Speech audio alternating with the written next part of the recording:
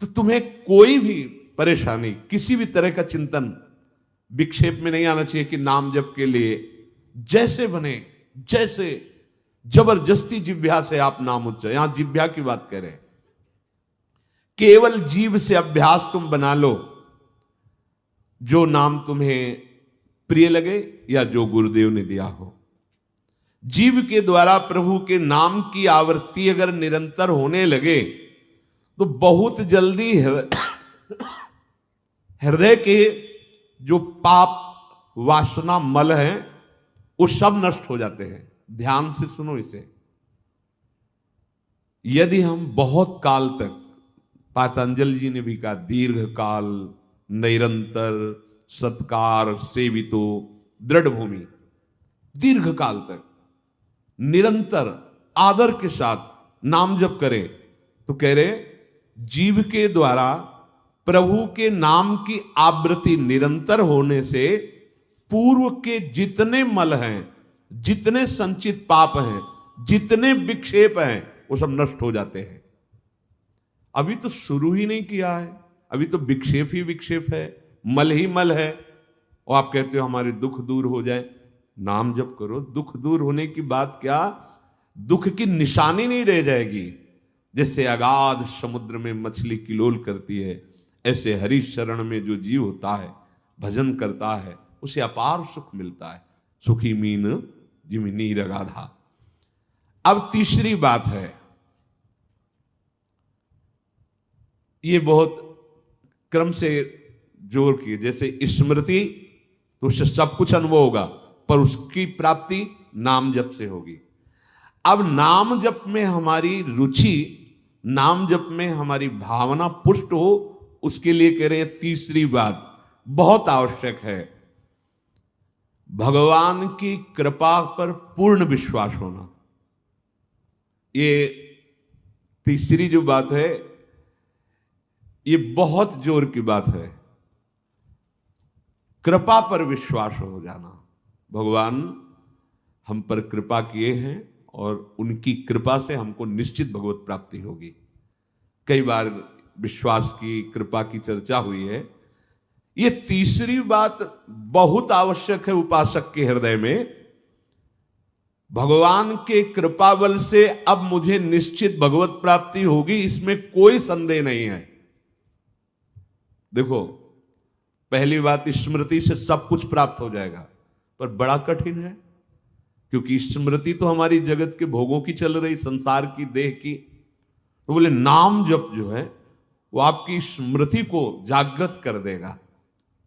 जितना आप अधिक नाम जप करेंगे, आपके पाप सब नष्ट हो जाएंगे। तो नाम जप में भी बराबर तो हिम्मत नहीं पड़ रही, आध घंटा थोड़ा समय। नाम जप कोई साधु महात्मा एकांतवास करके 24 घंटे प्रयासरत, उनकी बात हो सकती है। हमें तो जब मिला समय तब भले नाम, अभी इतना अभ्यास नहीं।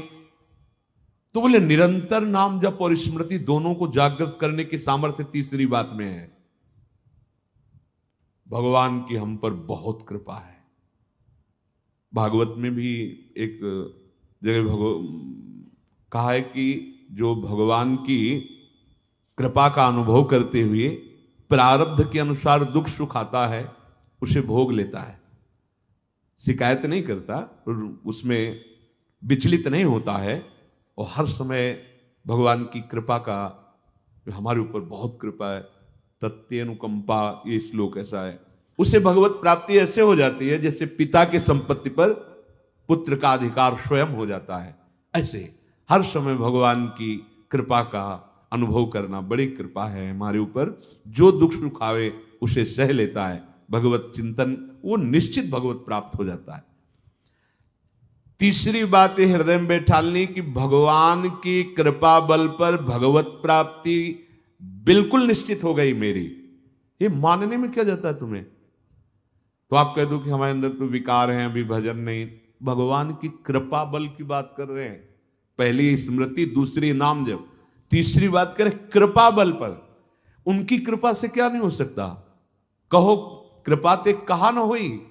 अरे वो मुख से वेद पढ़वा दे, लूले लंगड़े से सुमेर पर्वत फंदवा दे, छोटे सांप के बच्चा से गरुड़ को खा जाए, भगवान भगवान। तीसरी बात बहुत जोर की है, जिसमें दोनों बातें आ जाएंगी, निरंतर नाम जप और भगवत स्मृति भी आ जाएगी। प्रभु के कृपा बल से प्रभु की प्राप्ति में अब कोई संशय नहीं है। ये भी सुबह कहा था जो साथ के पास कि तुम चिंता मत करो, बस जो हम कह रहे हैं निषेधात्मक जो बातें उनको तुम मत करना, तुम पड़े रहोगे तो भगवत प्राप्ति हो जाएगी। क्योंकि हम हैं किनके? श्री जी के। यहां जो भी आप छोटी सी भी चेष्टा कर रहे हैं, बहुत बड़ा भजन हो रहा है, महल में है, वृंदावनेश्वरी के धाम में है, एक छोटी सी भी चेष्टा, जैसे कहीं सोनी लगा दिया, कुछ भी जो भी चेष्टाएं कर रहे हो, खान पान संबंधी भी जो चेष्टाएं करो, वो आपका भजन। या फिर स्वार्थ आपने भजन गए, तुम चिंता मत करो भगवत प्राप्ति की। ये हम केवल निज जनों से नहीं, माइक से कहें कई बार कि आप सबको निश्चित भगवत प्राप्ति होनी, इसीलिए प्रभु ने धाम बुलाया, सत्संग सुनाया। अगर प्रभु को अपनी प्राप्ति न कराना होता तो संयोग क्यों देते?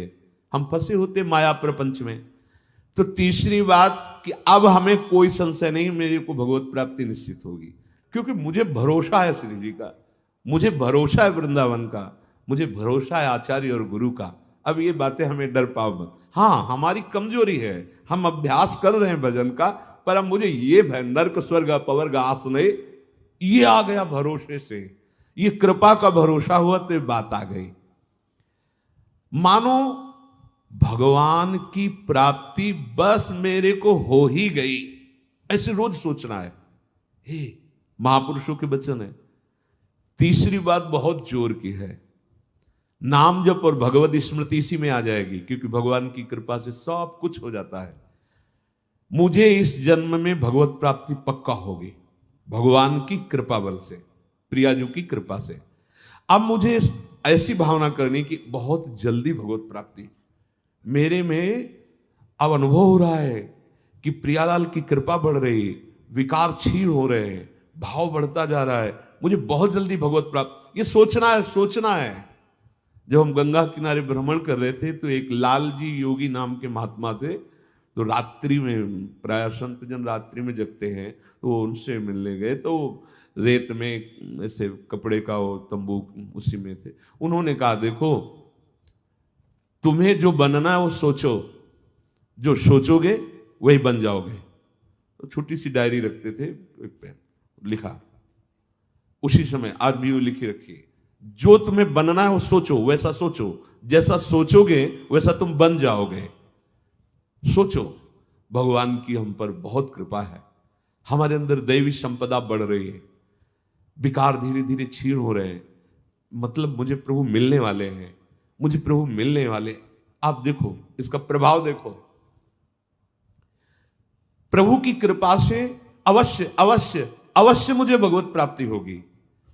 बस अब तो भगवत प्राप्ति होगी ही, क्योंकि प्रभु की कृपा है। ये शब्द पकड़ो, अंदर तुम्हारे अंदर अपने में कोई बल नहीं, अपने में कोई साधना नहीं, पर यहां कृपा की बात है, भगवत कृपा, भगवत कृपा बल। अपनी असमर्थता, बहुत अमृत में वचन है, अपनी असमर्थता, अपनी अयोग्यता, अपना अनाधिकारपन, ये है क्या? मैं अधिकारी नहीं हूं भगवत प्राप्ति का, मैं योग्य नहीं हूं भगवत प्राप्ति, मेरे में कोई सामर्थ्य नहीं, ये है। पर भगवान की कृपा से मुझे इतना विश्वास हो गया कि मुझे भगवत प्राप्ति होगी। अब क्या समस्या है? देखो बहुत आनंद की बात है, मुझे भगवत प्राप्ति होगी भगवान की कृपा से, श्री जी की कृपा से।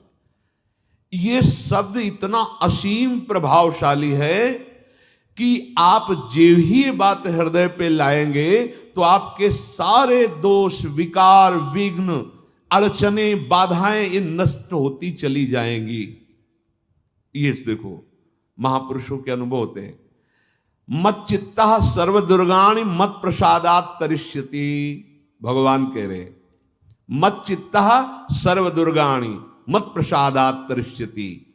सारे के सारे विघ्न, सारे के सारे दोष, सारे की सारी भगवत प्राप्ति में जो अड़चने हैं वो भगवान की कृपा प्रसाद से नष्ट हो जाएंगी और मुझे भगवत प्राप्ति होगी। मत चित्ता सर्व दुर्गाणी मत प्रसादात, साधन प्रसादात नहीं कह रहे यहां, समझो, मत प्रसादात तरिष्यति, तू तर जाएगा मेरे कृपा से।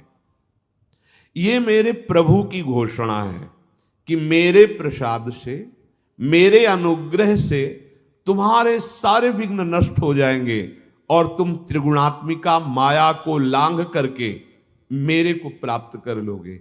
बस मेरी कृपा पर विश्वास करो, मेरी कृपा पर मत चित्त बन जाओ। अपने चित्त को मेरे में अर्पित कर दिया। प्रभु की कृपा का भरोसा इतनी जल्दी दिव्य सद्गुण लाता है, ये पक्की बात है। जो दिव्यता आती है भागवतिक, वो भगवत कृपा से आती है।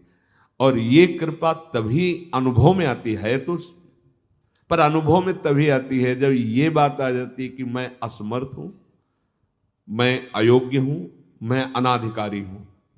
पर भगवान की कृपा है, प्रभु की कृपा है हम पर, अब मुझे निश्चित भगवत प्राप्ति होगी। ये तीन बातें जीवन में आना बड़ा कठिन होता है। असमर्थ हूं, अयोग्य हूं, अनाधिकारी हूं। जब ये बात आ जाएगी ना, तो तृणादपि सुनी चिन्ह अपने आप आ जाएंगे, अपने आप पूरा सूत्र भागवती को उतर जाएगा। क्योंकि मैं अनाधिकारी हूं, मैं योग्य नहीं हूं, पर भगवान कृपा का ये है कि उनके नाम, उनके रूप, उनके धाम, उनकी लीला की तरफ ये हृदय जा रहा है, वो अपनी तरफ घसीट रहे, पर मैं अनाधिकारी हूं। इससे क्या होगा? अहम खत्म हुआ, दैन्यता जागृत हुई, और भगवद आश्रय होने से हम जिसका आश्रय लेते हैं उसका प्रभाव होता है। जैसे अभी हम शरीर का आश्रय लिए हैं, तो देख लो हालत क्या की हुई है। ये शरीर, ये संसार विषम कहा गया है। देखो कैसी हृदय की जलन, अशांति, भोग, वासनाएं, ये सब किसके आश्रय से? शरीर आश्रय से। अभी भगवद आश्रय, अंदर से भगवद आश्रय, अंदर की बात है। यहां मैं अनाधिकारी हूं, योग्यता मेरे में नहीं है, मैं किसी योग्य नहीं हूं, पर प्रभु की कृपा हम पर है, निश्चित मुझे भगवत प्राप्ति होगी। कह रहे इसका इतना बड़ा प्रभाव है कि इसमें जो सामर्थ्य जागृत होती है, भागवतिक सद्गुण जागृत होती है, वो किसी साधना से नहीं, इससे बढ़कर कोई दूसरा उपाय नहीं है। विश्वास भगवत कृपा पर।